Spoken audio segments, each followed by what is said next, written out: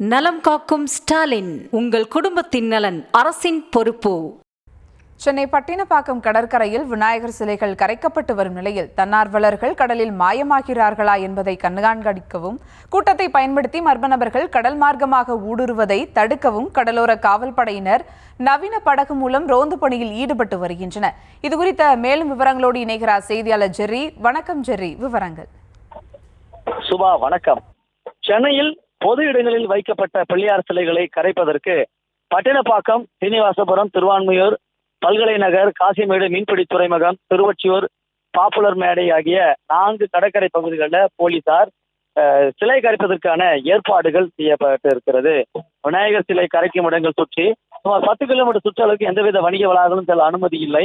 அதே போல இன்று காலை 10 மணியிலிருந்து பட்டினப்பாக்கத்துல ஏறத்தாழ 1000க்கும் மேற்பட்ட சிலை கரைப்பதற்கான பணிகள் தொடர்ந்து நடைபெற்று வருகிறது.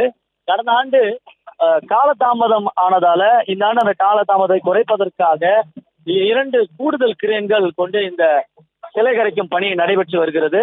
இது மட்டும் இல்லாமல் பாதுகாப்பு பணிக்காக உயர் கோபுரங்கள் அமைக்கப்பட்டு கண்காணித்து வருகின்றனர். அதோடு கடலில் உள்ளே சிலை கரைப்பதற்கு போகும் தன்னார்வலர்கள் அடித்து சென்றிருக்கிறார்களா என்று கண்காணிப்பதற்காகவும், அல்லது மர்ம நபர்கள் கடல் வழியாக ஓடுகிறார்களா என்று கண்காணிப்பதற்காகவும் அதிநவீன படகு மூலம் போலீசார் இங்க கண்காணிப்பு பணியில தீவிரமாக ஈடுபட்டு வருகிறார்கள்.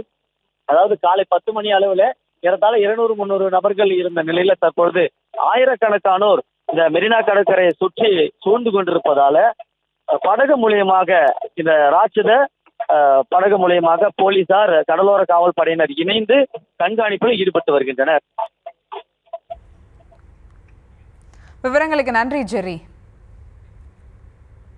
நலம் காக்கும் ஸ்டாலின், உங்கள் குடும்பத்தின் நலன் அரசின் பொறுப்பு.